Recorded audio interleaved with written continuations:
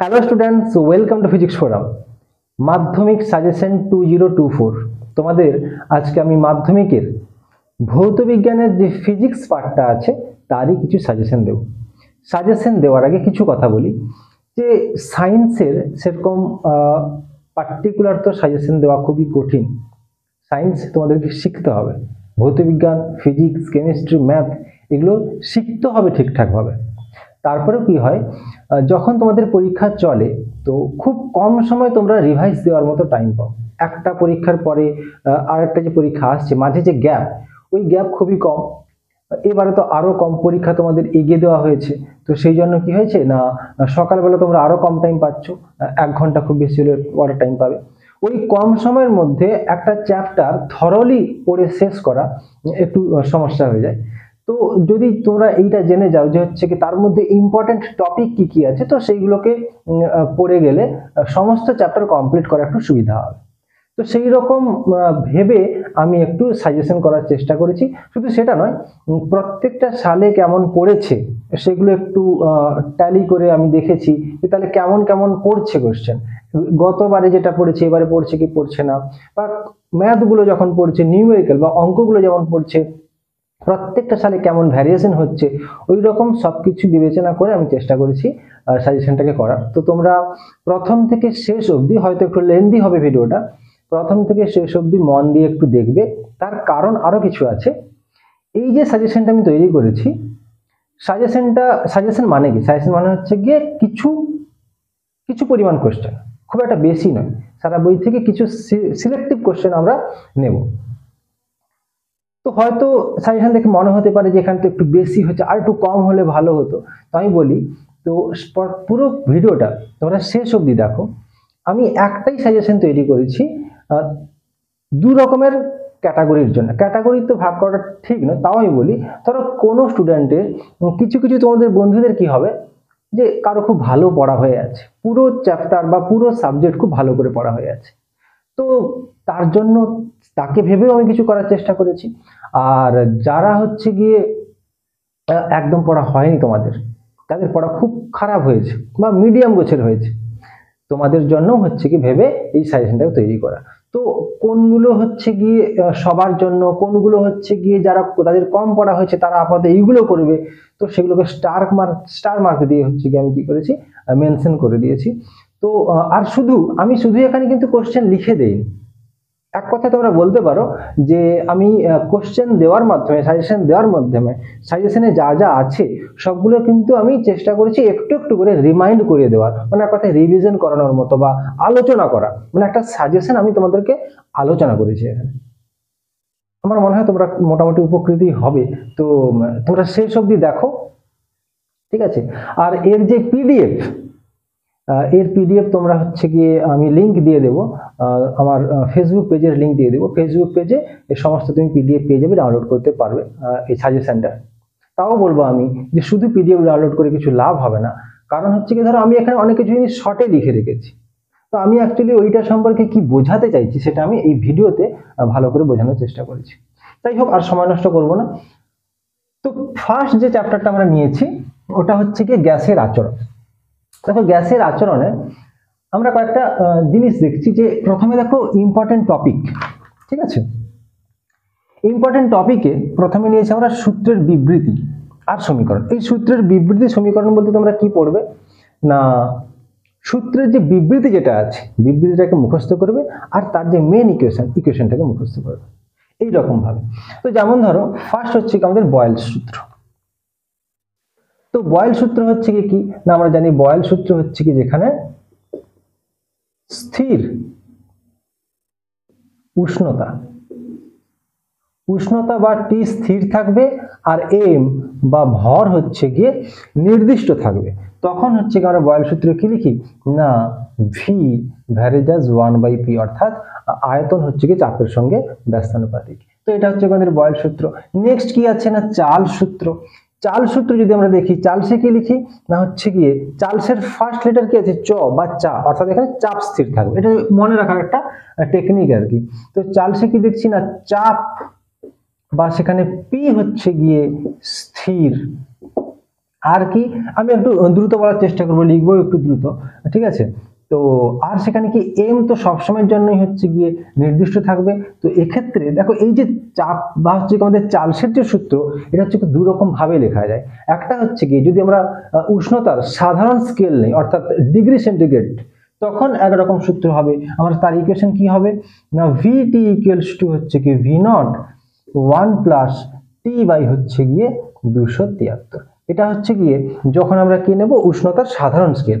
আর যদি পরম স্কেল অর্থাৎ কেলভিন সেটাকে নিয়ে করি, তখন কি হবে না, তখন তাকে টেম্পারেচারকে ক্যাপিটাল টি ধরা হয়, এখানে স্মল টি এখানে ক্যাপিটাল টি, তখন ভি ভ্যারেজাস হয়ে যাবে টি। তো এটা গেল আমাদের চার্লস সূত্র। যেহেতু চার্লস সূত্র শিখলাম, যেহেতু বয়েল সূত্র শিখলাম, তো এর সমন্বয়ের সূত্রটাও হচ্ছে গিয়ে তোমরা একটু পড়ে নিবে, যেটা কি না P1 V1 by T1 equals to P2 V2 by হচ্ছে গিয়ে T2। এটা হচ্ছে গিয়ে আমাদের সমন্বয় সূত্র, ঠিক আছে।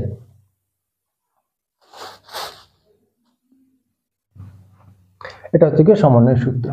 তো এই তিনটে সূত্র তোমরা ভালো করে একটু দেখবে। তার সঙ্গে আর কি কি আছে না, যেমন ধরো অ্যাভোগাড্রো সূত্র। অ্যাভোগাড্রো সূত্র কি আছে না, ভি ভ্যারেজাস হচ্ছে কি এন। অ্যাভোগাড্রো সূত্র হচ্ছে কি ভি ভ্যারেজাস এন। এখানে কি থাকবে না, স্থির উষ্ণতা অর্থাৎ টিও স্থির থাকবে, আর চাপ অর্থাৎ পিও হচ্ছে গিয়ে স্থির থাকবে, ঠিক আছে। এটা হচ্ছে কি আমাদের অ্যাভোগাড্রো সূত্র। এরপরে কি আছে না, গে-লুসাক, ঠিক আছে। গে-লুসাক কি আছে না, গে-লুসাক হচ্ছে কি সেখানে স্থির, সেখানে হচ্ছে কি স্থির আয়তন। গে-লুসাক হচ্ছে কি আয়তন স্থির থাকবে, আর কি না ভর নির্দিষ্ট থাকবে, তখন সেটা গে-লুসাকের সূত্র হবে। সেখানে তার ইকুয়েশন কি, ইকুয়েশন হচ্ছে কি পি ভ্যারেজাস হচ্ছে কি টি। এই টি আমি কি লিখছি ক্যাপিটাল টি, ক্যাপিটাল টি মানে কি না হচ্ছে গিয়ে পরম স্কেল অনুযায়ী উষ্ণতা, ঠিক আছে। তো এটা হচ্ছে আমাদের গে-লুসাকের সূত্র। আদর্শ গ্যাস সমীকরণ তোমরা জানো যে পিভি ইকুয়ালস টু হচ্ছে গিয়ে কেটি, আর সেখান থেকে পিভি ইকুয়ালস টু হচ্ছে গিয়ে এন স্মল এন আর টি। দেখো আমি সমস্ত সূত্র প্রমাণ করে করে দেখাতে পারবো না এখন আমি শুধুমাত্র সাজেশনগুলো বোঝানোর চেষ্টা করছি, আর জাস্ট একটু একটু করে রিমাইন্ড করে দিয়ে যাচ্ছি যে আপাতত আমি যেটা বয়েল সূত্র লিখলাম, তো বয়েল সূত্র জিনিসটা কি তার ইকুয়েশনটা আপাতত দেখি সেইটুকু একটু বলে যাই। বা হচ্ছে কি তোমার একটা আমি সমীকরণ বললাম যে আদর্শ গ্যাস সমীকরণ, তো সমীকরণটা আপাতত সমীকরণটা কি, তো সেইটা আমি একটু বলে দিচ্ছি। পিভি ইকুয়ালস টু এনআরটি, যেখানে এন হচ্ছে গিয়ে গ্যাসের মোল সংখ্যা, আর কি না আর হচ্ছে গিয়ে সার্বজনীন গ্যাস ধ্রুবক, ঠিক আছে। পি তো আমাদের প্রেসার, ভি হচ্ছে গিয়ে ভলিউম। তো এটা গেল আদর্শ গ্যাস সমীকরণ। আচ্ছা এইখান থেকে দেখো আমি এখানে একটা লিখে রেখেছি ইকুয়েশনটা, এটা প্রমাণ করা, এটা কিন্তু এখান থেকে প্রমাণ হয়ে যাবে। এইখান থেকে আমরা বলতে পারি P V equals to W by M R T. আচ্ছা ডব্লিউটা কি জিনিস, ডব্লিউ হচ্ছে গিয়ে গ্যাসের ভর, আর এম যেটা আছে এম হচ্ছে গিয়ে গ্যাসের আণবিক, ঠিক আছে। এম হচ্ছে কি গ্যাসের আণবিক ভর। তো সেখান থেকে হচ্ছে কি আমরা এই প্রমাণটা হচ্ছে কি করতে পারি খুব সহজ, এগুলো সবই হচ্ছে খুব সহজ হবে। আদর্শ গ্যাসের বাস্তব গ্যাস বিচ্যুতি জিনিসটা কি, দেখো আদর্শ গ্যাস যখন আমরা বলি তখন সেখানে একটা জিনিস ধরে নিই কি, বা আদর্শ গ্যাস আমাদের যে স্বীকার্য আছে আমরা কি ধরে নিই, স্বীকার্য ধরে নিই যে গ্যাস বিন্দুভর, গ্যাসের যে পার্টিকেলস গুলো আছে অণুগুলো আছে হচ্ছে কি বিন্দুভর। বিন্দুভর মানে কি আমরা ধরেই নিই যে হচ্ছে কি আয়তন নেই অ্যাকচুয়ালি, ঠিক আছে। কিন্তু যদি আমি বাস্তবে দেখি যতই ক্ষুদ্র হোক না কেন, যতই সামান্য হোক না কেন, তার একটু হলেও হচ্ছে কি ভর থাকবে। এটাই হচ্ছে কি ত্রুটি ছিল গ্যাসের গতীয় তত্ত্বে, ঠিক আছে। এইটুকুই হচ্ছে কি ত্রুটি ছিল। তো যখনই হচ্ছে কি আমরা আদর্শ গ্যাস সাপেক্ষে বাস্তব গ্যাসের বিচ্যুতি দেখছি, সেখানে দুটো জিনিস আসবে, একটা হচ্ছে কি আয়তন সংক্রান্ত, আর এটা হচ্ছে কি চাপ সংক্রান্ত। এই দুটো হচ্ছে কি আমাদের ত্রুটি আসবে, দুটো বিচ্যুতি আসবে।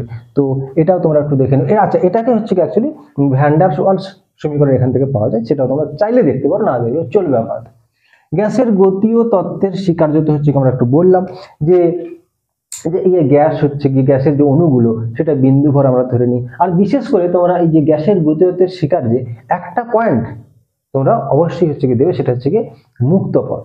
মুক্তপথ কাকে বলে বা গড় মুক্তপথ কাকে বলে, এটা একটা সেখানে তোমরা এখানে অ্যাড করে দিও। যখন তোমরা এর স্বীকার্য লিখবে 1 2 3 4 5 6 করে যখন লিখবে, একটা পয়েন্ট তোমরা এই মুক্তপথের পয়েন্টটাকে অবশ্যই রেখো। তো এইগুলো হচ্ছে কি আমাদের ইম্পর্টেন্ট টপিকস। এবার ব্যাপারটা আমি কেমনভাবে সাজিয়েছি একটু বোঝানোর চেষ্টা করি। ইম্পর্টেন্ট ইম্পর্টেন্ট টপিক বলতে কি না, ওই টপিকটা সম্পর্কে যা যা আছে তোমাকে পড়তে হবে। এবার আমি এখানে এই আদর্শ ক্লাসের আচরণের জন্য টপিকগুলো যা লিখেছি সেখানে তোমাকে যা যা আছে সব পড়তে বলছি না, কারণ সে তো আরো অনেক হয়ে যাবে। শুধুমাত্র আমি এক্ষেত্রে একের দাগে কি লিখে রেখেছি, সূত্রের বিবৃতি ও সমীকরণ। এখানে যে টপিকগুলো আমি লিখে রেখেছি সেগুলো আপাতত সূত্র, ইকুয়েশন, সূত্র আর ইকুয়েশন। তো এইগুলো তোমরা হচ্ছে কি করবে। আচ্ছা, এখানে আমি তোমাদেরকে বলে দিই, এর মধ্যে যেগুলো আমি আপাতত ইম্পর্টেন্ট বলে হচ্ছে কি করে রেখেছি, তোমরা এই যে হচ্ছে কি আমাদের কি আছে, এই যে আমাদের কি বলে এটাকে হার্ড কপি যেটা আছে, এই পিডিএফ কিন্তু তোমরা আমার যে ফেসবুক পেজ আছে আমি লিংক দিয়ে দেবো, সেই লিংকে গেলে তোমরা এই ফুল হচ্ছে কি তোমরা পিডিএফ পেয়ে যাবে। এখানে আরো অনেক জিনিস লেখা নেই, যেগুলো এখানে লেখা আছে আমি তো বলে বলে চলে যাব। এই যে ধরো এখানে অঙ্ক আছে, অঙ্কের টাইপ কি কি আসতে পারে, ঠিক আছে, একটা দুটো অঙ্ক করে দেখানো বা দু একটা অঙ্ক সেখানে লিখে দেওয়া, সব তো এখানে লেখা সম্ভব হবে না, আমি বোঝানোর সময় একটু একটু করে বুঝিয়ে যাব। আর এই ফুল পিডিএফ হচ্ছে কি তোমরা আমার ফেসবুক পেজে পেয়ে যাবে, তোমরা লিংকে গিয়ে দেখে নিও, ঠিক আছে। তবে একটা কথা বারবার বলি, এর আগে এখান থেকে বুঝে যাও, বোঝার পরে তোমরা পিডিএফ নাও, দিয়ে হচ্ছে কি নিজেদের মতো করে পড়াশোনা স্টার্ট করো, দিলে গিয়ে ফুল লাভ হবে, না হলে হচ্ছে কি হবে না খাপছাড়া হয়ে যাবে ব্যাপারটা, ঠিক আছে। যাই হোক, তো আমাদের ইম্পর্টেন্ট টপিকস এর 2 নম্বরে কি আছে না হচ্ছে কি লেখচিত্র। এই কয়েকটা লেখচিত্র এবার বলি, এই লেখচিত্র তোমাকে বিস্তৃত বা তোমার মানে কি বলে ফুল বুঝতে হবে না, ঠিক আছে। মানে ফুল বুঝতে হবে না বলতে কি, বুঝতে তোমাকে হবে, তার সম্পর্কে যা যা আছে সব যদি তুমি নাও পড়ো তাও চলবে। আপাতত কি না ওই যে লেখচিত্রটা আছে, লেখচিত্রটা তুমি যে আঁকতে পারো আপাতত সেইটুকু, ঠিক আছে। যেমন ধরো আমাদের এখানে পরপর যা যা আছে আমি একবার করে দেখিয়ে দিয়ে যাচ্ছি। মনে রাখার সুবিধার্থে কেমন বলছি দেখো, প্রথম যে চারটা আছে, চারটা আছে, এই চারটা হচ্ছে গিয়ে বয়েল সূত্রের উপর ডিপেন্ড করে, ঠিক আছে। যদি পিভি বলি, ধরো এটা পি এটা ভি, কি বললাম প্রথম চারটা হচ্ছে গিয়ে বয়েল সূত্রের উপর ডিপেন্ড করেই আমাদের লেখচিত্রগুলো আছে। তো পিভি হচ্ছে কেমন হয় না এইরকম, এটাকে কি বলে সমপরাবৃত্তাকার।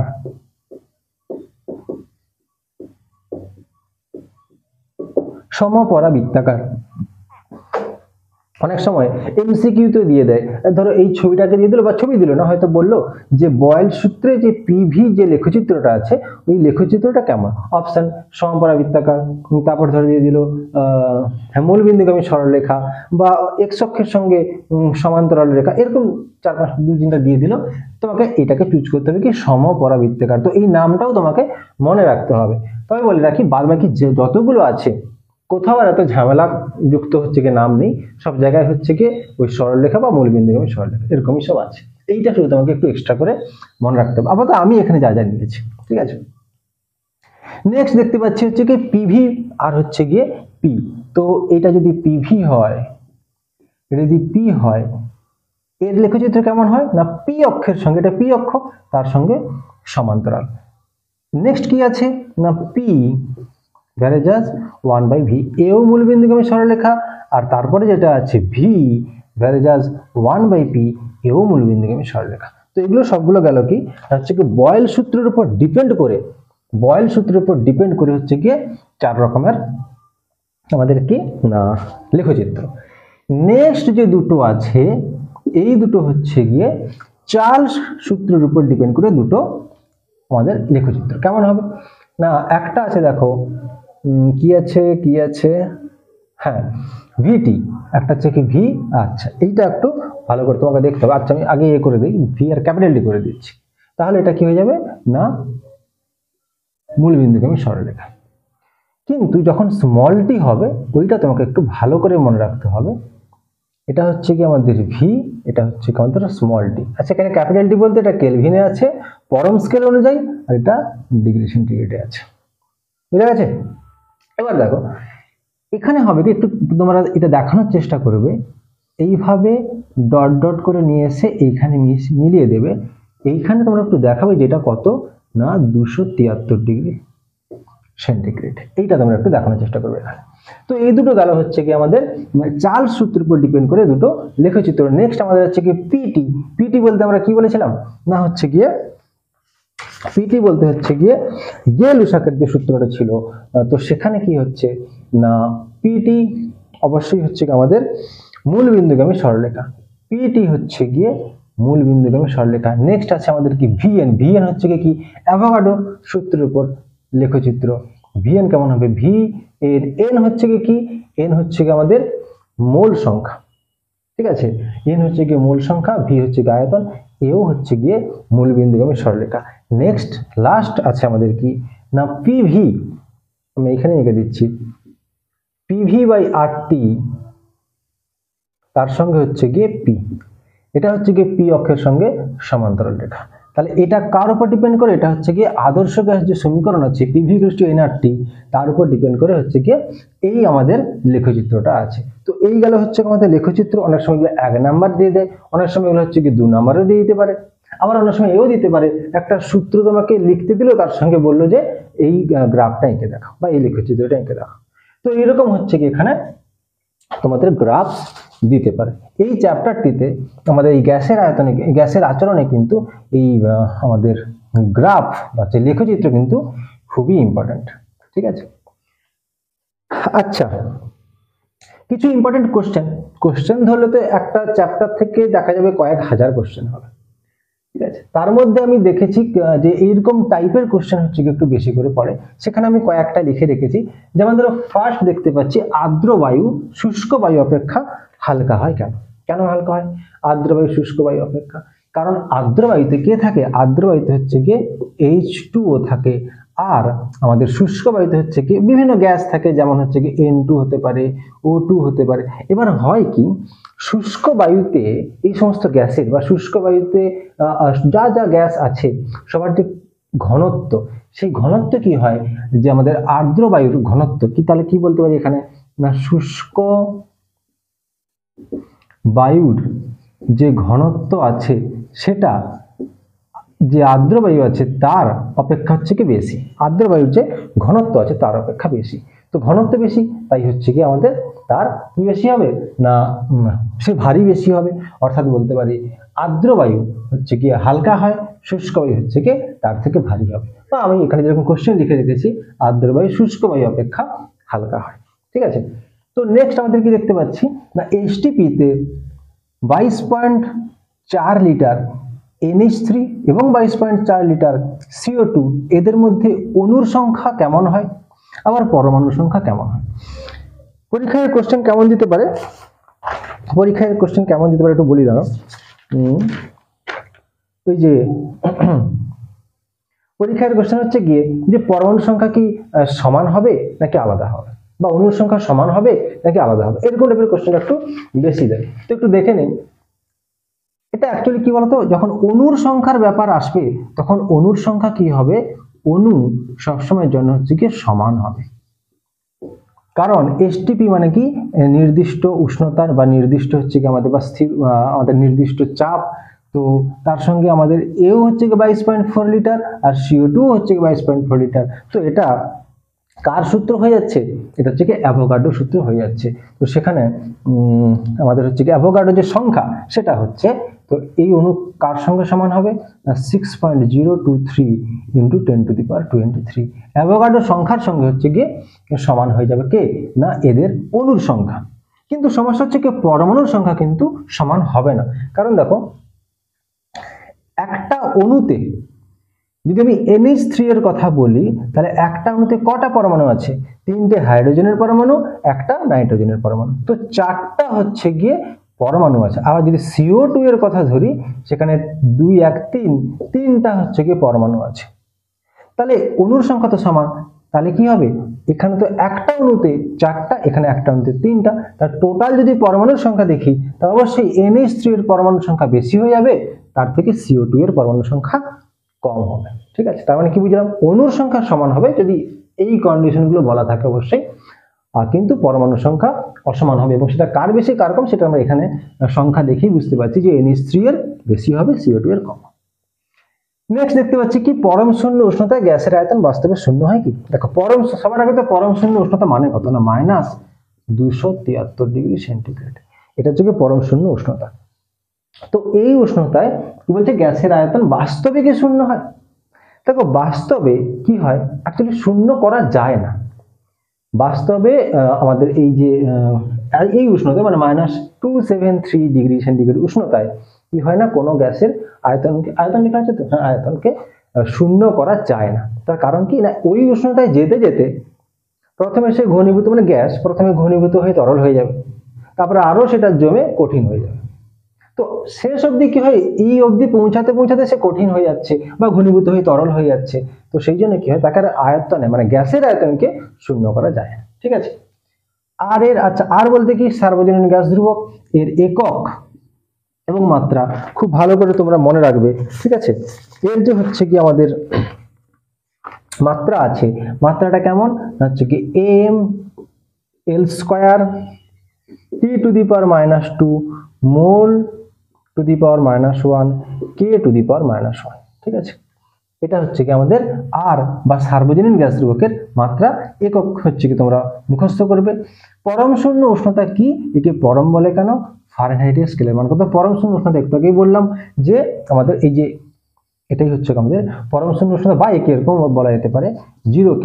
তো এইরকম হচ্ছে কি 5টা যে কোশ্চেন লিখলাম, আপাতত এগুলো একটু আরো হাজার রকম কোশ্চেন হতে পারে, তাও এই 5টা কোশ্চেন তোমরা হচ্ছে কি একটু করে নিও। আর এখানে যে ইম্পর্টেন্ট টপিকস বললাম বা লেখচিত্র যেগুলো বললাম, সেগুলো হচ্ছে কি তোমরা অবশ্যই হচ্ছে কি ঠিকঠাক ভাবে পড়াশোনা করবে। এখনো কিন্তু আমি বলিনি যে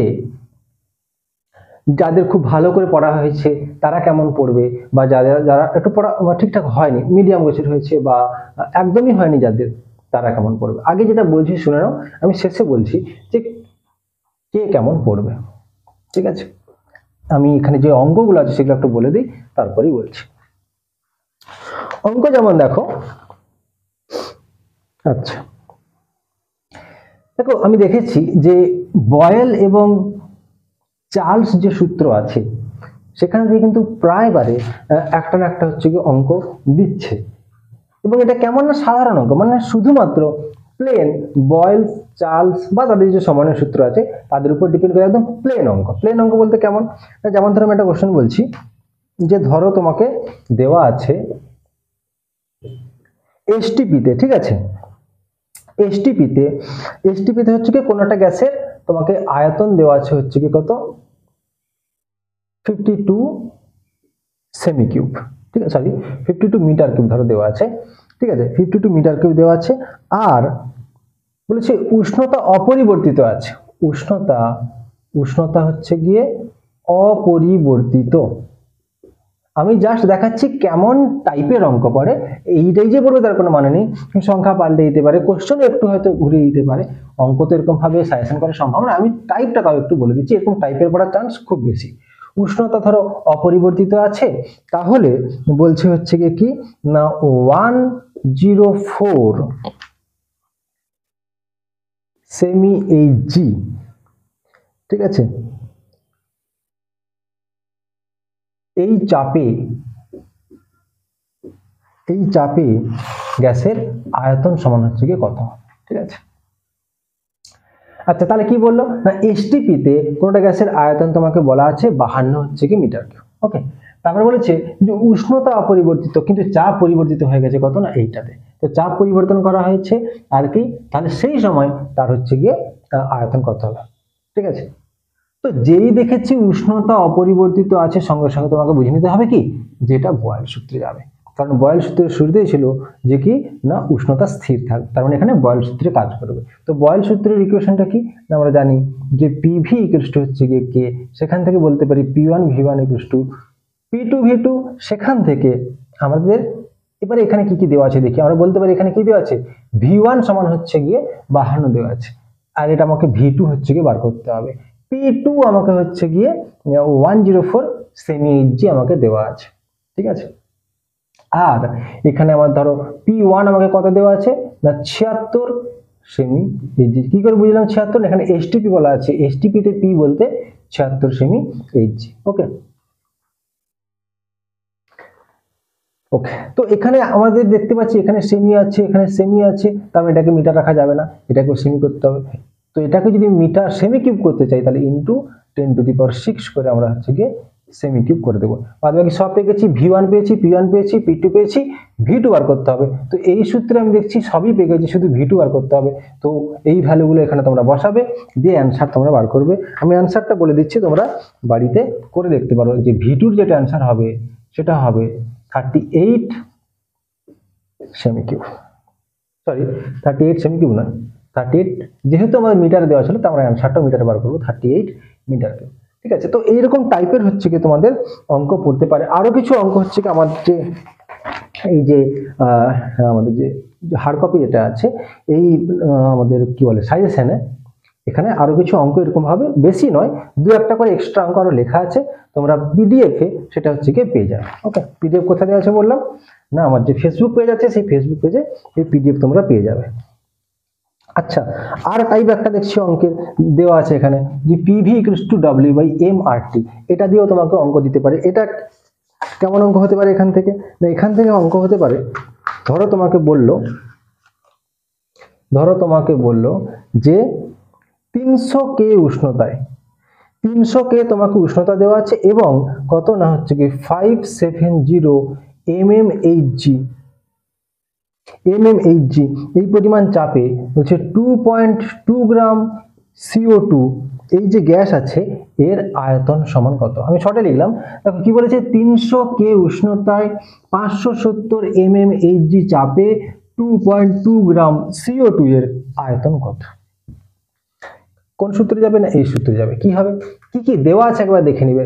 যে উষ্ণতা কত তোমাকে দেওয়া আছে, এখানে উষ্ণতা কি আছে টি, তাহলে টি বলতে ক্যাপিটাল টি, তার মানে অবশ্যই কে তে আছে, মানে কে তেই থাকবে। যদি ডিগ্রিতে থাকতো কে তে করে নিতে হতো। ওকে, তাহলে 300 কে তুমি পেয়েই গেলে। আর কি আছে? আচ্ছা, আর এর ভ্যালু তোমাকে পরীক্ষায় যে কোশ্চেন আছে, আমার এই কোশ্চেন হচ্ছে দেওয়া আছে, পরীক্ষা তোমার কোশ্চেন দেওয়া থাকবে আশা করি, যে 0.082 লিটার অ্যাটমসফিয়ার কে ইনভার্স মোল ইনভার্স। ঠিক আছে, আর কি দেওয়া আছে, যে পরীক্ষায় দেওয়া আছে, এটা কোশ্চেনই দেওয়া আছে যে সি সমান হচ্ছে গিয়ে 12, অর্থাৎ আণবিক ভরগুলো হচ্ছে গিয়ে 12, আর কি না হচ্ছে গিয়ে তোমাদের কি না ও হচ্ছে গিয়ে 16। তাহলে এখানে কি আছে, CO2 আছে, তাহলে CO2 কি হবে, CO2 হবে 12 প্লাস হচ্ছে গিয়ে 16 2 32, তার মানে হচ্ছে গিয়ে 44। তাহলে এইটা হচ্ছে আমাদের কি পেলাম অ্যাকচুয়ালি, না ক্যাপিটাল এম পেলাম। ডব্লিউ যেটা গ্যাসের ভর সেটা আমাদেরকে দেওয়া আছে 2.2 গ্রাম। ওকে, আর কি, আচ্ছা সবইতে পেয়ে গেছি, ডব্লিউ পেয়েছি, এম পেয়েছি, আর আমাদেরকে দেওয়া আছে, টি আমরা পেয়ে গেছি, টিভির মধ্যে কিছু দেওয়া আছে, হ্যাঁ পি আমাদেরকে দেওয়া আছে এত mmHg, কিন্তু mmHg রাখলে এখানে হবে না, কারণ আমাদের যে হচ্ছে কি আর এর যে ভ্যালু দেওয়া আছে এটিএম এ দেওয়া আছে, তার মানে এখানে অ্যাটমসফিয়ারে বার করতে হবে বা এটিএম বার করতে হবে। কি করব না 570 কে যদি আমরা 776 দিয়ে ভাগ করে দিই তখন এটা এটিএম এ চলে আসবে। ঠিক আছে, তো এই ভ্যালুগুলো আমরা বসাবো, দিলে এখান থেকে যেটা বার করতে বলেছে আয়তন, তো আয়তনের ভ্যালু আমাদেরকে বেরিয়ে যাবে। এইরকম টাইপের হচ্ছে গিয়ে কিছু অঙ্ক হচ্ছে আমাদের দিতে পারে। এর সঙ্গে আরো একটা টাইপ আছে অঙ্কের, সেটা আমি একটু বলে দিই। আর একটা টাইপ আছে, আর একটা টাইপের কথাই বলবো। ঠিক আছে, আর একটা টাইপ কি আছে না, এখানে দুটো লেখা ছিল, 3 নম্বর একটা ছিল আর জায়গায় ছিল আমরা লিখিনি, আণবিক গুরুত্ব বা হচ্ছে কি তোমার মোলার ভর, আর হচ্ছে কি তোমার মোল সংখ্যা, আর হচ্ছে কি তোমার অণু সংখ্যা। এই যে চারটা জিনিস বললাম, আণবিক ভর, মোলার ভর, মোল সংখ্যা, অণু সংখ্যা, এইগুলো নির্ণয় করার কিছু অঙ্ক দেওয়া থাকে। ঠিক আছে, তো যে সূত্রগুলো আমরা শিখেছি এইগুলোকে কাজে লাগিয়েই হচ্ছে গিয়ে আমরা এই অ্যান্সারগুলো হচ্ছে বার করতে পারবো। দু একটা অঙ্ক আমার এখানে দেওয়া আছে, যেমন ধরো আমি একটা অঙ্ক এখানে বলে দিচ্ছি, যে একটা অঙ্ক দেখছি দেওয়া আছে, এনটিপিতে কোনো গ্যাসের আয়তন 5 লিটার হলে তার মোল সংখ্যা কত, এইরকম টাইপের হচ্ছে গিয়ে আমাদের অঙ্ক দিতে পারে। ঠিক আছে, তো এইগুলো হচ্ছে গিয়ে আমরা আপাতত দেখলাম যে গ্যাসের আচরণ থেকে এইগুলো হচ্ছে গিয়ে করবো। এবার যেটা খুব ভাইটাল জিনিস বলছিলাম যে দেখো, এবার বলি আমি এখানে যতগুলো আমি জিনিস বললাম, যাদের খুব ভালো মতো পড়া হয়ে আছে তারা অবশ্যই এগুলো সবই তোমরা দেখবে, হয়তো তাদের সব হয়েও গেছে। তোমরা যখন পরীক্ষার আগে যখন কম টাইম পাবে পড়ার জন্য, তখনই জাস্ট এইগুলোকে চোখ বুলিয়ে তোমরা যেতে পারো। আর যাদের বলছো যে পড়া হয়নি, যে স্যার আরেকটু আপনি কমিয়ে দিন এখান থেকে, তাদের জন্য আমি কিছু স্টার মার্ক করে রেখেছি, তোমরা আপাতত এইগুলো পড়ে যাবে। যেমন ধরো সব স্টার মার্ক হচ্ছে আমার পিডিএফ এ করা আছে, আমি এখানে একটু দেখিয়ে দিচ্ছি। যেরকম ধরো হচ্ছে গিয়ে এইখানে যে 5টা কোশ্চেন আছে, এগুলো অবশ্যই সবাই তোমরা সবগুলো এগুলো করে নিও। ঠিক আছে, আর অঙ্ক যেগুলো বললাম, যে এই যে বয়েল সূত্র থেকে যেটা বললাম, যে সমস্ত অঙ্ক, এটা অবশ্যই সবাই করে যাবো। এখান থেকে দেওয়ার চান্সটা বয়েল বা চাল সূত্র থেকে যেটা আছে, যে সাধারণ অঙ্ক যেগুলো, সেগুলো অবশ্যই করে যাবো। বাকি দুটো থেকে তোমরা এইখানে হচ্ছে গিয়ে যেরকম ধরো এই যে মোল সংখ্যা আর অনুসংখ্যা যেটা আছে, এইটা পারলে হচ্ছে কি অবশ্যই একটু করে যাবো। লেখচিত্র খুবই সহজ জিনিস, এখান থেকে আমি আর কমাচ্ছি না, শুধুমাত্র লেখচিত্র আঁকা তোমরা প্র্যাকটিস করে যাবে। এখানে হচ্ছে গিয়ে সবগুলোই করে নিও। আর না পারলে আপাতত হচ্ছে কি এটা এটা এইটা, এখানে হচ্ছে গিয়ে এইটা এটা, আর পারলে হচ্ছে কি এটা একটু করে নিও। মানে যারা পড়াশোনা যাদের ঠিকঠাক করে হয়নি বলো, তারা আপাতত এগুলো করো, যাদের হয়েছে তারা অবশ্যই এগুলো সবগুলোই করে নিও। আর এখানে হয়তো সূত্র প্রায় সবগুলো লেখা আছে, বা সূত্র লিখেছি আমি এখানে, কিন্তু এখানে কিছু অন্যরকম কোশ্চেনও লেখা আছে, তো লিখে ফেলেছি, কিছু করার নেই। তো এখানে তোমরা অবশ্যই করে যাও, যেরকম ধরো সমন্বয় সূত্র অবশ্যই করে নিও, অ্যাভোগাড্রো গে-লুসাক অবশ্যই করো। আর কি করতে পারো না, গ্যাসের যে গতি তত্ত্ব আছে সেটা করে নিও অবশ্যই। আর এখানে হচ্ছে গিয়ে আদর্শ গ্যাস সমীকরণটাও করো, আর এটাও করে নিও। তাহলে একটা, এখানে 2, 3, 4, 5, 6টা, মানে 7, 8টার মধ্যে ওদেরকে 2টো আপাতত কমিয়ে দিয়েছি। তো এইগুলো তোমরা অবশ্যই করে দিও। হ্যাঁ, আরেকটা কথা এখানে লিখে রেখেছি আমি, টোটাল এখান থেকে প্রায় 8 মার্কস পড়বে। আর এখান থেকে 2টো অঙ্ক আসার চান্স কিন্তু খুবই বেশি। একটা অঙ্ক তো অবশ্যই আসবে, 2টো অঙ্ক আসার চান্সও খুব বেশি, 3টেও আসতে পারে। তো 2টো আমি যেন মার্কস লিখে রেখেছি, সেটা তার নাম্বার ডিভিশন কেমন হবে, একটা 2 নম্বরের অঙ্কও পড়তে পারে, একটা 1 নম্বরও পড়তে পারে, আবার 2টো 2 নম্বরের অঙ্কও পড়তে পারে। যেটা 1 নম্বরে বললাম, সেটা কোনো 3 নম্বরের যে কোশ্চেনগুলো পড়ে, সেখানে একটা অ্যাড হতে পারে 1 নম্বরের কোনো একটা ছোট অঙ্ক, বা এমসিকিউ, বা 1 নম্বরের শর্ট কোশ্চেনও হচ্ছে গিয়ে তোমাদের এটা দিতে পারে। ঠিক আছে, তো এইগুলো হচ্ছে আমাদের গ্যাসের আচরণের আমাদের সাজেশন গেল। ঠিক আছে,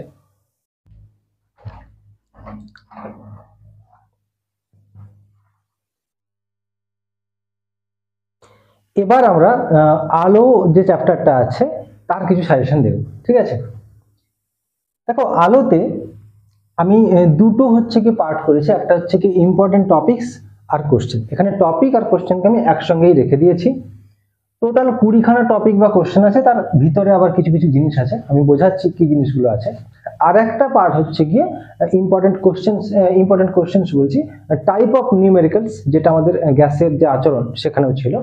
তো ওটা লেখার জায়গা পাইনি, বোঝাতে বোঝাতে আমি শেষে অঙ্কগুলো দেখাবো। ঠিক আছে, দেখো এখানে আলো থেকে হচ্ছে কি তোমাদের 12 মার্কস পড়বে, আর একটা অঙ্ক তো অবশ্যই পড়বে। যতটুকু আমি দেখলাম প্রত্যেকটা সালে, যে আলো থেকে থিওরিটিক্যাল কোশ্চেন একটু বেশি পড়ছে, তুলনামূলকভাবে আমাদের যে নিউমেরিক্যাল যে ম্যাথগুলো আছে, এই ম্যাথগুলো একটু কম পড়ছে।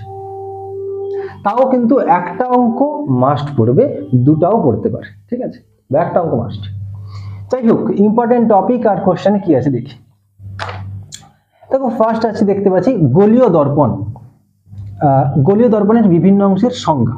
অবশ্যই তোমাকে ছবি এঁকে এটা একটু বলতে হবে, যদি কোশ্চেন দিয়ে দেয় কোনো কারণে, যে ধরো তোমাকে বললো যে বক্রতা ব্যাসার্ধ কাকে বলে বা উন্মেষ কাকে বলে, চেষ্টা করবে যে যদি একটু যে কোনো একটা, সে এটা গোলীয় দর্পণ বলেছে, তার মানে তুমি অবতল বা উত্তল যে কোনো একটা আঁকতে পারো, যে কোনো একটা এঁকে ছবিতে একটু দেখিয়ে দেওয়ার যে কোনটা বক্রতা ব্যাসার্ধ বা কোনটা উন্মেষ, কোনটা কি। ঠিক আছে, আমি একবার করে একটু দেখিয়ে দিচ্ছি। ধরো এই যদি হচ্ছে আমাদের একটা এটা কি দর্পণ, অবতল দর্পণ যদি হয়, এবার কমপ্লিট হলো যেটা অবতল দর্পণ, তাহলে এই পাশটা ঠিক আছে। আচ্ছা, তো এইটা হচ্ছে কি আমাদের, ধরে নিচ্ছি এটা হচ্ছে কি আমাদের ফোকাস, এটা হচ্ছে কি আমাদের বক্রতা কেন্দ্র বা সি। আমরা কি জানি এটা হচ্ছে আমাদের মেরু বা পোল, এইখান থেকে এতটা হচ্ছে কি আমাদের বক্রতা ব্যাসার্ধ, এই পয়েন্টটা হচ্ছে কি বক্রতা কেন্দ্র, এইখান থেকে এতটা হচ্ছে কি আমাদের মুখ্য ফোকাস।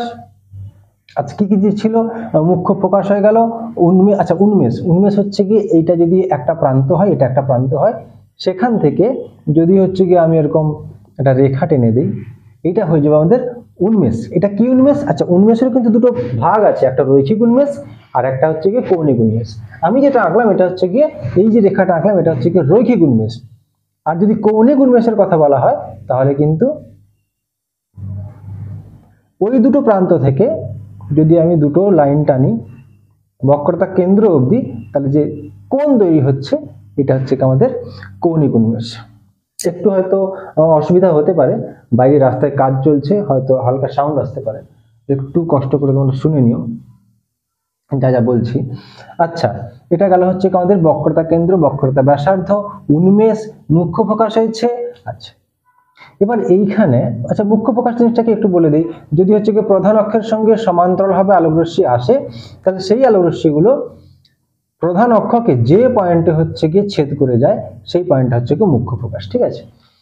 আর সমান্তরাল আলোকরশ্মি এসেছে কিন্তু প্রধান অক্ষের সঙ্গে সমান্তরাল নয়, তখন তারা যে পয়েন্টে গিয়ে ছেদ করবে, যে পয়েন্টে গিয়ে তারা মিলিত হবে, সেই পয়েন্টটাকে বলবো হচ্ছে গিয়ে আমাদের গৌণ ফোকাস। এবার কি হয় না, একটা তল পাওয়া যায়, সেই তলটা হচ্ছে গিয়ে ফোকাস তল বলে। কেন না এখানে যত রকমের গৌণ ফোকাস আছে, যত গৌণ ফোকাস সবই হচ্ছে কি ফোকাস তলেই থাকবে, ঠিক আছে। আর এই ফোকাস তলের যে সেন্টার পয়েন্ট বা হচ্ছে কি ফোকাস তলকে আমাদের প্রধান অক্ষ যে বিন্দুতে ছেদ করে গেছে সেই বিন্দুটাই হচ্ছে কি আমাদের মুখ্য ফোকাস।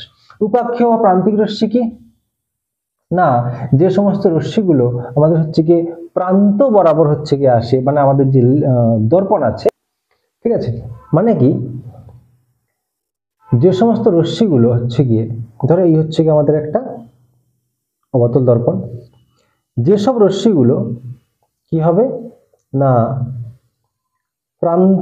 প্রান্তের দিকে, কার প্রান্তের দিকে না আমাদের যে দর্পণ আছে, অবতল দর্পণটা আমি আঁকলাম, তার প্রান্তের দিকে কি হচ্ছে গিয়ে আপতিত হবে, প্রান্তের দিকে আপতিত হবে, অর্থাৎ কি না প্রধান অক্ষের সঙ্গে একটু বড় বড় কোণ করবে, সেইগুলোকে বলবো আমরা প্রান্তিক কি আছে, প্রান্তিক রশ্মি, বা এদের আরেকটা নাম আছে অক্ষাপসারী রশ্মি, অক্ষাপসারী রশ্মি। আর কি যেগুলো হচ্ছে গিয়ে প্রধান অক্ষের সঙ্গে প্রায় গা বেয়ে পড়বে, অর্থাৎ খুব কাছাকাছি, মেরুর খুব কাছাকাছি এসে আপতিত হবে, বা আমি বলতে পারি যে প্রধান অক্ষের সঙ্গে খুব ছোট ছোট কোণ করবে, তাদেরকে আমরা বলবো কি না উপাক্ষীয় রশ্মি, ঠিক আছে। ওকে, এবার আমাদের কি আসছে না অভিসারী আর হচ্ছে গিয়ে অপসারী রশ্মি বা অভিসারী বা অপসারী সম্পর্কিত তথ্য। এটা কি যে সমস্ত রশ্মিগুলো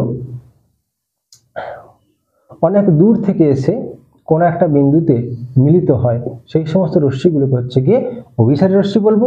আর যে সমস্ত হচ্ছে গিয়ে রশ্মিগুলো কোনো একটা পয়েন্ট থেকে চারিদিকে ছড়িয়ে পড়বে তাদেরকে হচ্ছে আমরা বলবো কি অপসারী রশ্মি। এবার আমাদের যে হচ্ছে গিয়ে অবতল দর্পণ আছে, এই অবতল দর্পণ হচ্ছে গিয়ে কি করে, অবতল দর্পণে যদি সমান্তরাল আলোকরশ্মি এসে পড়ে তাহলে সে তাদেরকে একটা পয়েন্টে হচ্ছে গিয়ে মিলিত হতে সাহায্য করে।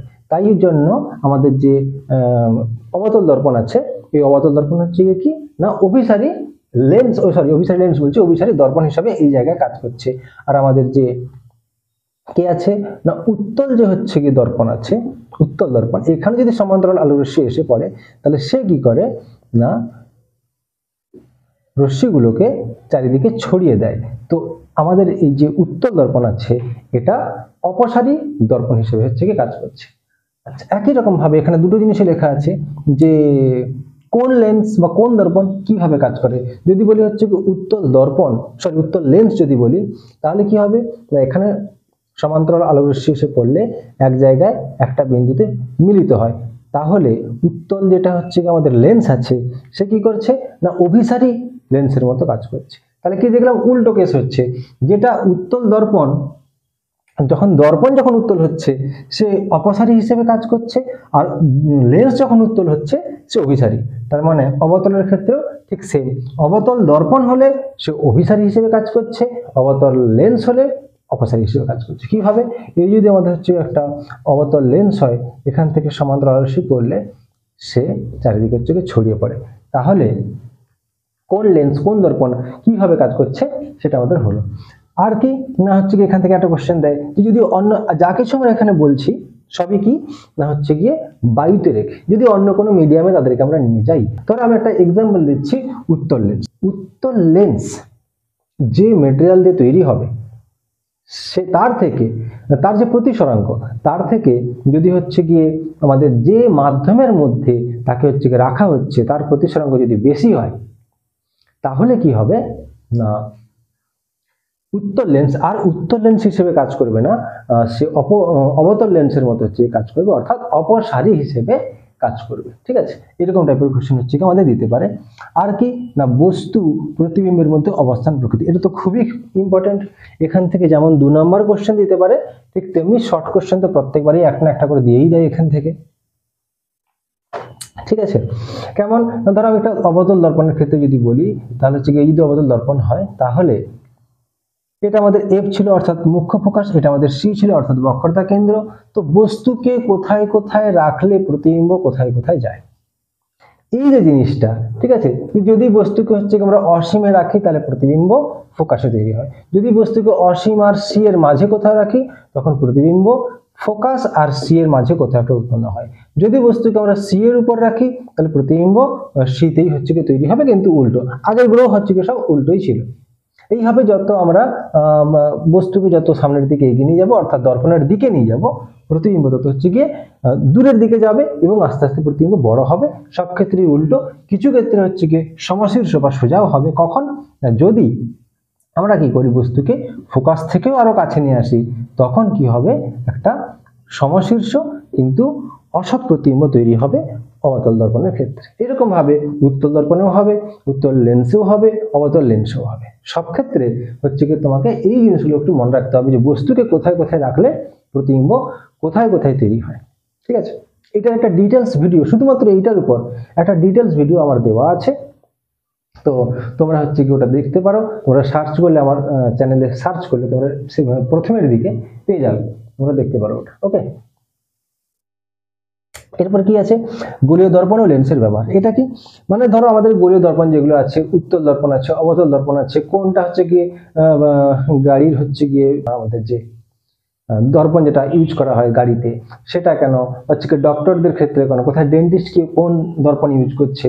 আবার যখন আমরা লেন্সে যাচ্ছি তখন হচ্ছে গিয়ে কখন হচ্ছে উত্তল লেন্স ইউজ করা হচ্ছে কোন ক্ষেত্রে, যেমন ধরো আমাদের দীর্ঘ দৃষ্টি ছিল সেখানে কোন লেন্স ইউজ করা হয়, যেমন ধরো হ্রস্ব দৃষ্টি ছিল সেখানে কোন লেন্স ইউজ করা হয়। এই যে এগুলো একটা একটা করে শর্ট কোশ্চেন অনেক সময় দিতে পারে। ঠিক আছে, তার ঠিক পরে দেখতে পাচ্ছি আমরা হ্রস্ব দৃষ্টি এবং দীর্ঘ দৃষ্টি, এটা সম্পর্কে যা যা আছে সবকিছুই করে নেব। যা যা বলতে কি, এর যে ছবিটা আছে, ঠিক আছে, আর এর যে হচ্ছে গিয়ে তোমরা সবার প্রথম হচ্ছে যেটা হ্রস্ব দৃষ্টি হোক বা দীর্ঘ দৃষ্টি হোক, তার সংজ্ঞা পড়বে, তার চিত্রটাও মুখস্থ করবে, মুখস্থ বলতে চিত্র আঁকা প্র্যাকটিস করবে। আর কি করবে, তার হচ্ছে গিয়ে কি ওই ত্রুটির কারণ কি আর ত্রুটির প্রতিকার কি। ঠিক আছে, এই দুটোর ক্ষেত্রেই এই চারটে করে জিনিস তোমরা করবে। বেনিয়া সহকালে অর্থাৎ বিচ্ছুরণ যখন হয় তখন হচ্ছে গিয়ে 7টা কালার আমরা দেখতে পাই, বেনিয়া সহকলা। ঠিক আছে, নাম তোমরা অবশ্যই জানো, আমি আর বলছি না। এর ক্ষেত্রে যে ক্রমগুলো হয় প্রত্যেকটা কালারের ক্ষেত্রে বেগের ক্রম কেমন, ভি বলতে বেগ, ল্যামডা বলতে তরঙ্গ দৈর্ঘ্য, মিউ বলতে হচ্ছে গিয়ে প্রতিসরাঙ্ক, আর নিউ বলতে হচ্ছে গিয়ে আমাদের কি, এটা হচ্ছে কি আমাদের মিউ, এটা হচ্ছে কি আমাদের নিউ। তো এটা হচ্ছে কি আমাদের কম্পাঙ্ক, এটা হচ্ছে গিয়ে প্রতিসরাঙ্ক। তো প্রত্যেকটা কালারের ক্ষেত্রে যে তাদের এই ক্রমগুলো কেমন, যে যদি বলি হচ্ছে কি আমাদের কি তরঙ্গ দৈর্ঘ্যের ক্ষেত্রে, তাহলে তরঙ্গ দৈর্ঘ্য তোমাদেরকে শর্ট কোশ্চেন দিতে পারে যে একটা হচ্ছে কি লাল আলো আছে, আর একটা হচ্ছে কি বা লাল রশ্মি আছে, আর একটা হচ্ছে কি ধরো আমাদের কি না হচ্ছে কি হলুদ রশ্মি আছে। তো কার তরঙ্গ দৈর্ঘ্য বেশি, তো তোমাকে বলতে পারো হচ্ছে কি ল্যামডা আর গ্রেটার দেন হচ্ছে কি ল্যামডা ইয়েলো। ঠিক আছে, যে আর অর্থাৎ রেড, তার তরঙ্গ দৈর্ঘ্য সবচেয়ে বেশি। আর সবচেয়ে কম তরঙ্গ দৈর্ঘ্য কার? সবচেয়ে কম হচ্ছে গিয়ে বেগুনি। লালের তরঙ্গ দৈর্ঘ্য সবচেয়ে বেশি আর বেগুনি তরঙ্গ দৈর্ঘ্য সবচেয়ে কম। উল্টো জিনিসটা কি হবে না, কম্পাঙ্ক। কম্পাঙ্ক লালের সবচেয়ে কম, বেগুনির কম্পাঙ্ক সবচেয়ে বেশি। ঠিক আছে, তো আমি দুটো দুটো করে বললাম, সেখানে ক্রম দিতে পারে, দুটোও দিতে পারে, যে কোনো দুটো দিতে পারে। ঠিক আছে, সম্পর্ক, এখানে তিনটে সম্পর্ক লেখা আছে। এই তিনটে সম্পর্ক তোমরা একটু দেখে নিও। এই সম্পর্কগুলো যেরকম অঙ্ক দিয়ে দিতে পারে, সাধারণত অঙ্ক খুব একটা দেয় না এই সম্পর্ক দিয়ে, এই দুটো দিয়ে দেয়, এটা আর এটা, এই দুটো দিয়ে সম্পর্কের সময় অঙ্ক দিতে পারে এই সম্পর্কগুলো দিয়ে। ঠিক আছে, আচ্ছা আর কি, এই যে ব্যাখ্যা, আকাশের নীলিমা, উদীয়মান আর অস্তগামী সূর্যের লাল রং, বিপদ সংকেত হিসেবে লাল রং কেন ইউজ করা হয়? চাঁদের আকাশ কালো কেন? চাঁদের আকাশ কালো কারণ সেখানে বায়ু নেই, তাই চাঁদের আকাশ হচ্ছে কালো। মেঘের রং কেন সাদা হয়? এই বেশিরভাগ যে কোশ্চেনগুলো আছে এগুলো সব কি দিয়ে হবে, মানে ব্যাখ্যাটা কি দিয়ে হবে মেনলি না, বিক্ষেপণ। বিক্ষেপণ সম্পর্কে তোমাকে আগে জানতে হবে। এই বিক্ষেপণের যা কনসেপ্ট আছে ওই কনসেপ্ট দিয়েই হচ্ছে কিন্তু এই পাঁচটা ব্যাখ্যা হবে। খুবই সোজা, প্রত্যেকটাই বলতে গেলে একই রকম, প্রায় একই রকম, একদম জায়গায় তা নয়, প্রায় একই রকম হচ্ছে গিয়ে ব্যাখ্যাগুলো আছে। তো এই পাঁচটা ব্যাখ্যা তোমরা দেখবে। অবশ্যই এর মধ্যে আবার কোন দুটো বা তিনটে বেশি ইম্পর্টেন্ট বলে আমার মনে হয় সেটা অবশ্যই আমি বলবো শেষে। তো সেগুলো কারা করবে না, যাদের পড়াশোনা একদম হয়নি ঠিকঠাক তারা আপাতত এই দু তিনটা করে যাও, আর বাকি যাদের পড়া হয়ে আছে তারা অবশ্যই পাঁচটা করবে। এখানে অনেক রকম সংজ্ঞা দেয়, সেই সংজ্ঞাগুলো হচ্ছে কি তোমরা দেখবে। ঠিক আছে, এখানে 8-9 রকমের সংজ্ঞা দেওয়া আছে। সংজ্ঞা বলতে কি শুধু সংজ্ঞা, বিশেষ কিছু না, এমনটা নয় যে তার সম্পর্কে আবার গাদাগুচ্ছের জিনিস পড়তে হবে, সেটা নয়। ওই সংজ্ঞাগুলো একটু তোমরা হচ্ছে মুখস্থ করবে, অনেক সময় দিয়ে দেয়। ফার্স্টে দেখতে পাচ্ছি প্রতিসরাঙ্ক আছে। প্রতিসরাঙ্ক হচ্ছে দু প্রকার, একটা হচ্ছে কি আপেক্ষিক প্রতিসরাঙ্ক, একটা হচ্ছে কি পরম প্রতিসরাঙ্ক। আপেক্ষিক প্রতিসরাঙ্ক কি না, কোনো একটা মাধ্যমের সাপেক্ষে অন্য কোনো মাধ্যমের যে প্রতিসরাঙ্ক সেটাকে হচ্ছে কি আপেক্ষিক প্রতিসরাঙ্ক বলা হয়। যার সাপেক্ষে বলা হয় সে হচ্ছে কি বাম দিকে থাকে, যার বলা হয় সে হচ্ছে কি ডান দিকে থাকে। ধরো আমি বললাম এ মাধ্যমের সাপেক্ষে বি মাধ্যমের প্রতিসরাঙ্ক কত, সেটাকে লেখা হবে কেমন না, এ মিউ বি।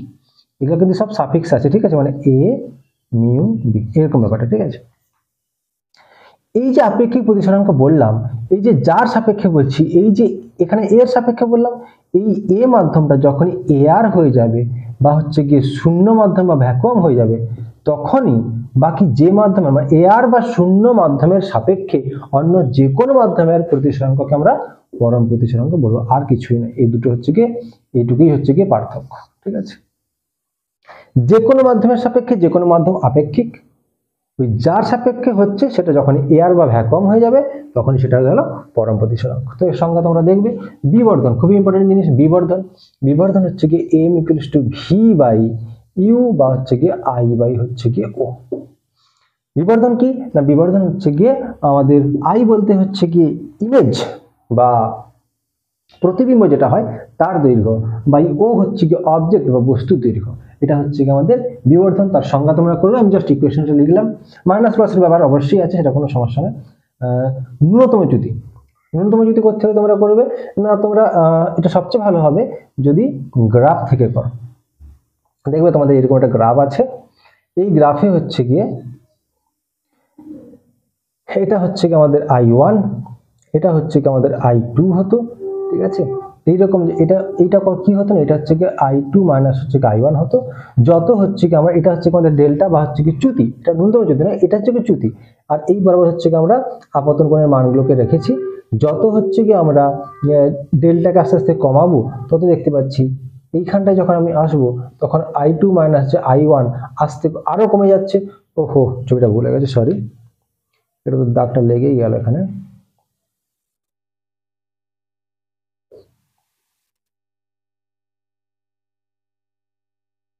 এবার ঠিক আছে, এটা I1, এটা হচ্ছে I2, এরকম আস্তে আস্তে নিচের দিকে ডেল্টাকে কমাতে কমাতে একটা সময় এইখানে চলে আসবে।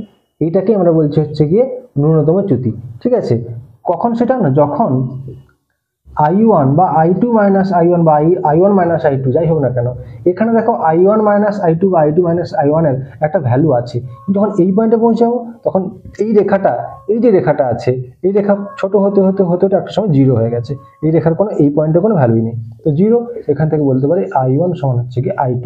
এই যে শর্তটা, এটা হচ্ছে কি ন্যূনতম চ্যুতির হচ্ছে কি শর্ত, পরীক্ষার সময় দেয় যে ন্যূনতম চ্যুতির শর্ত লিখে তোমরা লিখবে I1 = I2, কিন্তু অবশ্যই চেষ্টা করবে এই গ্রাফটার মাধ্যমে যাতে দেখাতে পারো। অন্ধবিন্দু, হলুদ বিন্দু, চোখের যে গঠন আছে সেখানে হচ্ছে এই দুটো সংখ্যা তোমরা পাবে।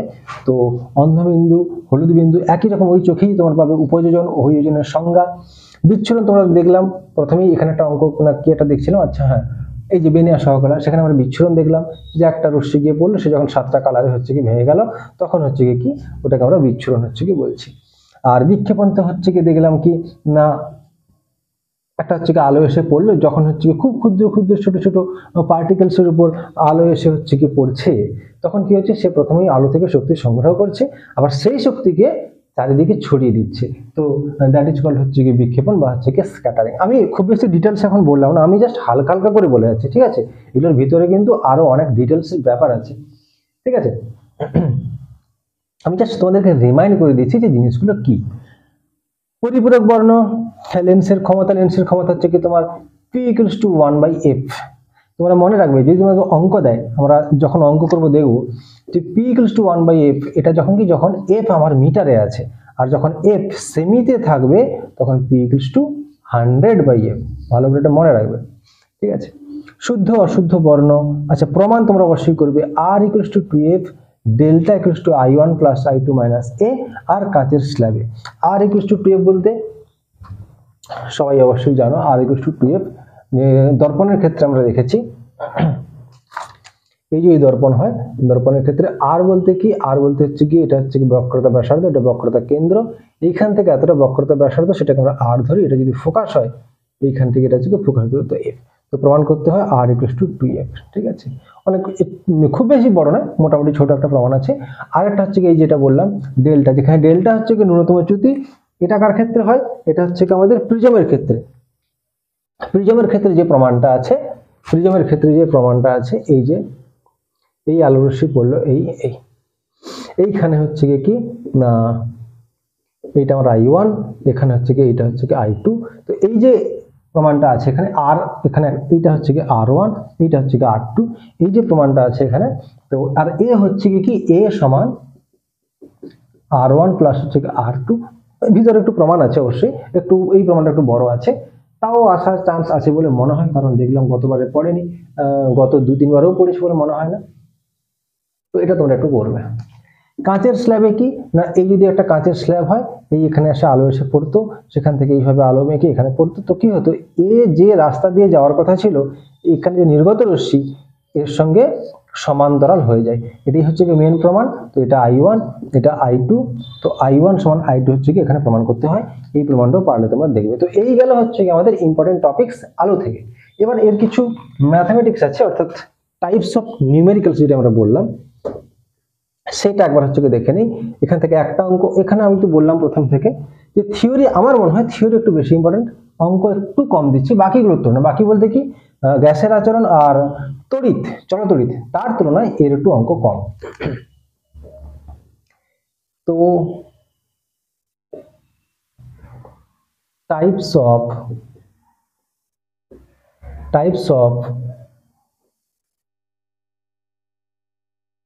নিউমেরিক্যালস,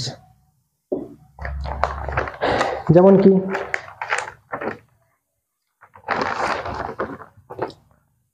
এক নম্বর হচ্ছে কি স্নেলের সূত্র, মানে μ = sin I by sin R। এখান থেকে হচ্ছে কি তোমাকে অনেক সময় অঙ্ক দিতে পারে। যেমন ধরো এখানে একটা অঙ্ক দিয়েছে, দেখছি যে জল থেকে, অর্থাৎ ওয়াটার থেকে আলো কি হয়েছে, একটা আলো রশ্মি জল ও বায়ুর বিভেদ তলে, ঠিক আছে? বলছে এই যদি হচ্ছে গিয়ে এটা ধরো জল, এটা উপরটা অবশ্যই বায়ু, এটাকে আমি A লিখে দিচ্ছি, এটাকে W লিখে দিচ্ছি, ওয়াটার তাই W লিখছি, এটা এয়ার তাই A লিখছি, এটা হচ্ছে আমাদের অভিলম্ব টেনে দিলাম বা নর্মাল। কি হয়েছে না, জল থেকে হচ্ছে বায়ুর বিভেদ তলে আলো রশ্মি আপতিত হয়েছে, তো 30 ডিগ্রি কোণে,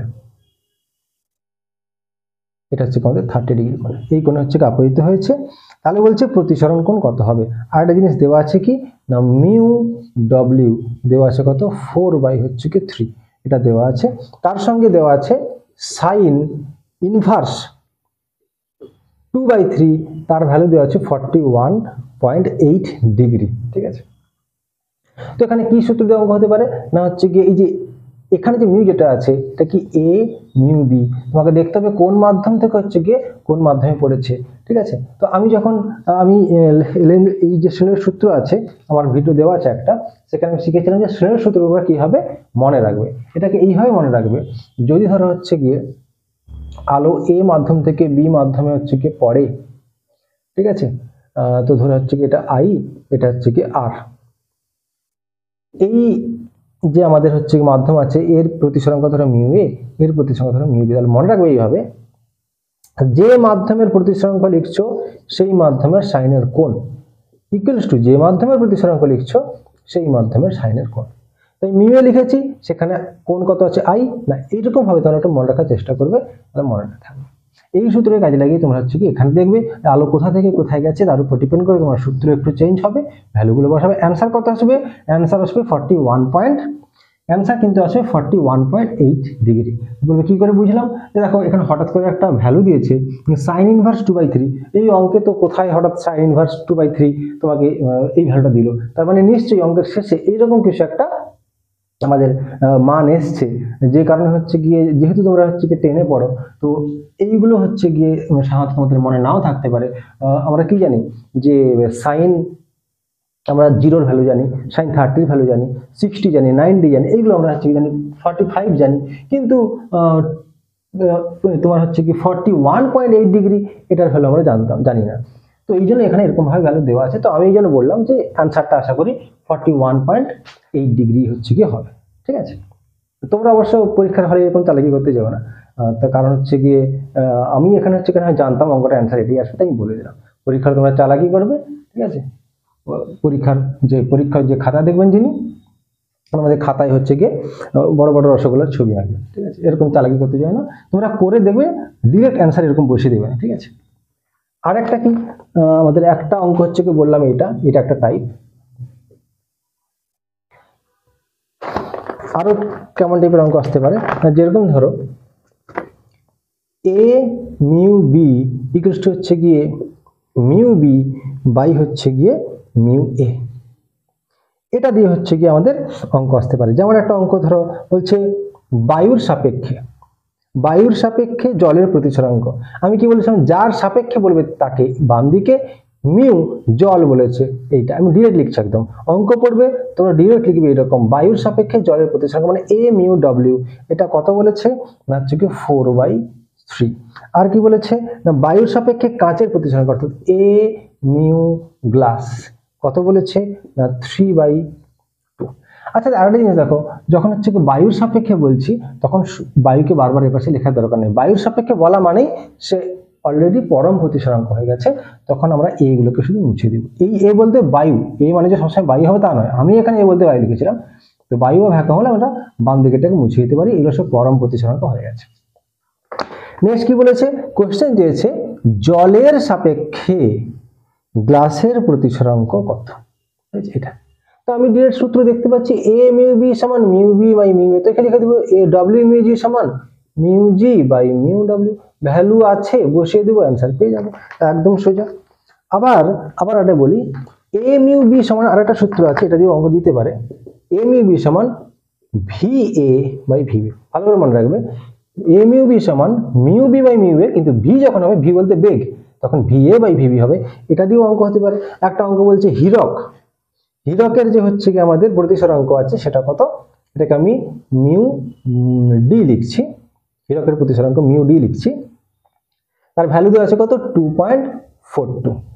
শুধু হীরকের প্রতিসরাঙ্ক বলেছে, আর অন্য কারোর সাপেক্ষে কিছু বলেনি, যখন কিছু বলা থাকবে না তার মানে এটা পরম প্রতিসরাঙ্ক, ঠিক আছে, অর্থাৎ এয়ার এর সাপেক্ষে আমি আর লিখছি না এয়ার, তো মিউ ডি সমান হচ্ছে আমাকে দেওয়া আছে।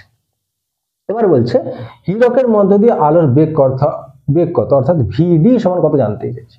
আচ্ছা এটার মানে কি, এটা তো এখন আমি লিখছি প্রয়োজন পড়েছে, তো এ মিউ ডি সমান হচ্ছে গিয়ে কত না হচ্ছে কি আমরা কি জানি, আমরা ভি দিয়ে লিখবো, তাহলে V A by V A বলছি মিউ এ লিখছি, V A by V D.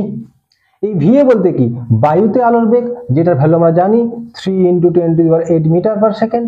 আচ্ছা ভি এ আমরা জানি, এ মিউ ডি আমাকে দেওয়া আছে, ভিডিও তোমাদেরকে বার করতে হবে, তো একদমই ইজি। তো এই টাইপের কোশ্চেন দিতে পারে। আবার এই যে আমরা ইকুয়েশনটা শিখলাম এখানে delta equals to i1 plus i2 minus a, এটা দিয়ে সাধারণ অঙ্ক, মানে ধরো তোমাকে i1 i2 এর ভ্যালু দেওয়া থাকলো, ডেল্টার ভ্যালু দেওয়া থাকলো, এবার করতে হবে।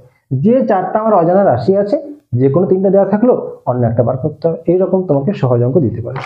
আরেকটা খুব ভাইটাল, p সমান 1/f, মানে ফোকাস আর ক্ষমতার যে হচ্ছে কি সম্পর্ক, সেটা থেকেও একটা অঙ্ক দিতে পারে। ঠিক আছে। আর একটা এরকম টাইপের কোশ্চেন তোমাদের দেয় অনেক সময়, যে বায়ুর সাপেক্ষে কাঁচের প্রতিসরাঙ্ক 1.5 বলতে কি বোঝো, এত বলতে কি বোঝো, তত বলতে কি বোঝো, এরকম টাইপের যে কোশ্চেন গুলো, এগুলো কিন্তু খুবই ইম্পর্টেন্ট দেওয়া অনেক সময়। ঠিক আছে। তো অঙ্ক যেগুলো বললাম আমার এখানে সব স্টার দেওয়া আছে। ঠিক আছে। যেগুলো স্টার দেওয়া আছে, যাদের খুব একটা ভালো পড়া হয়নি তোমরা স্টারগুলো অবশ্যই করবে, যাদের পড়া হয়েছে তারা অবশ্যই সবগুলো করে যাবে। ঠিক আছে। আপাতত আমার সাজেশনে যেগুলো আছে, আর এখানে আমি দিয়ে দিচ্ছি যেরকম ধরো হচ্ছে গিয়ে এই যে ধরো মুখ্য ফোকাস গৌণ ফোকাস, বিশেষ করে মুখ্য ফোকাস এটা একটা করো। উন্মেষ তোমরা অবশ্যই করে যাও। উপাক্ষীয় রশ্মি প্রান্তিক রশ্মি এটা অবশ্যই করে যাও। অভিসারী অপসারী এটা পুরোটাই একটু দেখে যাও। আর হচ্ছে গিয়ে এখানে এটা তো অবশ্যই সবাই দেখবে। এখানে হ্রস্ব দৃষ্টি দীর্ঘ দৃষ্টির মধ্যে একটা চান্স আছে, এটা দেখবে। সম্পর্কগুলো যদি না হয় তো নাই বা দেখলে, ঠিক আছে। এখানে অবশ্যই মাঝখানে যে তিনটে আছে এই তিনটা অবশ্যই দেখবে। আর এখানে সংজ্ঞা হিসাবে উপযোজন, অভিযোজন, হলুদ বিন্দু, অন্ধবিন্দু, ন্যূনতম চ্যুতি, বিবর্ধন, এখানে আলোক কেন্দ্র তখন বাকি থেকে আছে না। আলোক কেন্দ্র হচ্ছে কি এইরকম, এমন একটা আলো রশ্মি পড়লো, যখন এখানে নির্গত হবে, যদি সমান্তরালভাবে নির্গত হয় তখন প্রধান অক্ষকে যে পয়েন্টে ছেদ করে যাবে সেটি হচ্ছে আমাদের আলোক কেন্দ্র। ঠিক আছে। তো এটা একটা করো। বিক্ষেপণের সঙ্গে অবশ্যই করো, বিচ্ছুরণ করো। ঠিক আছে। আর এখান থেকে হচ্ছে কি প্রমাণ তো অবশ্যই, বিশেষ করে এটা একটা দেখে যাও, আর এটা। ঠিক আছে। এইগুলো মোটামুটি ইম্পর্টেন্ট, এইগুলো জিনিস তোমরা অবশ্যই দেখে যাও। ঠিক আছে। একটা ভিডিওতে অনেক আমি যেহেতু বুঝিয়ে যাচ্ছি বা একটু রিমাইন্ড করে যাচ্ছি, তো একটা ভিডিওতে হচ্ছে অনেক লেন্দি হয়ে যাচ্ছে। আমি বাকি যে চ্যাপ্টারগুলো আছে সেগুলো সামনেই হচ্ছে তোমাদের দিয়ে দেবো। ঠিক আছে। মানে সাজেশন তোমাদেরকে দিয়ে দেবো। তো শেষে আমি আরেকটা কথা বলবো, যে এর পিডিএফ তোমরা অবশ্যই আমার নিচে ফেসবুক পেজের লিঙ্ক দেওয়া থাকবে, সেখানে তোমরা পুরো পিডিএফ পেয়ে যাবে। তবে আমি যেগুলো বলছি, যদি তোমরা এতক্ষণ আমাকে একটু হয়তো বোরিং লাগতেও পারে, শুনে থাকো, তাহলে বুঝতে পারবে যেটা আমি বোঝাচ্ছি এটা খুব জরুরি, কারণ আমি অনেক শর্টে লিখে রেখেছি, সবার জন্যই করে রেখেছি আমি। যাদের খুব পড়া ভালো করে হয়ে আছে, বইয়ের সমস্ত জিনিস হয়ে আছে, তারা অবশ্যই আমি যা বলছি সেগুলো সবই তোমরা অবশ্যই করে যাও। ঠিক আছে। তাহলে কি হবে, পরীক্ষার আগের দিন যে একটা রাত পাবে তোমরা, বা সকালটা হয়তো 1 ঘন্টা পেলে, ওই কম সময় তোমরা শুধু এই টপিকগুলো দেখে যাও, আশা করি হচ্ছে কি হয়ে যাবে, মানে তোমাদের কমপ্লিট হয়ে যাবে পুরো বইটা। আর যাদের পড়া হয়নি ঠিকঠাক তারা অবশ্যই যেগুলো স্টার বললাম ওইগুলো করে যাও, বা প্রায়ত আমি হচ্ছে গিয়ে তুমি বলতে পারো যে রিভাইজের মতো করেই বলে দিলাম, কিছু কিছু জিনিস আমাদের হয়তো রিমাইন্ডও হয়ে গেল। ঠিক আছে। যাই হোক, তো পরীক্ষার সামনে মন দিয়ে পড়াশোনা করো। যদি হচ্ছে গিয়ে তোমাদের সাজেশনটা বা হচ্ছে গিয়ে বিশেষ করে প্রায় যে ডিসকাশন করে আমি গেলাম, এটা যদি ভালো লেগে থাকে তো তোমরা তোমাদের বন্ধুদেরকে এটা পাঠাতে পারো। আর বাকি যে চ্যাপ্টারগুলো আছে সেগুলো আমি কাল বা পরশুর মধ্যে অবশ্যই আমি সাজেশন তোমাদেরকে দিয়ে দেবো। ঠিক আছে। তো সময় নষ্ট করো না, পড়তে থাকো, সামনে তোমাদের পরীক্ষা। Thank you so much.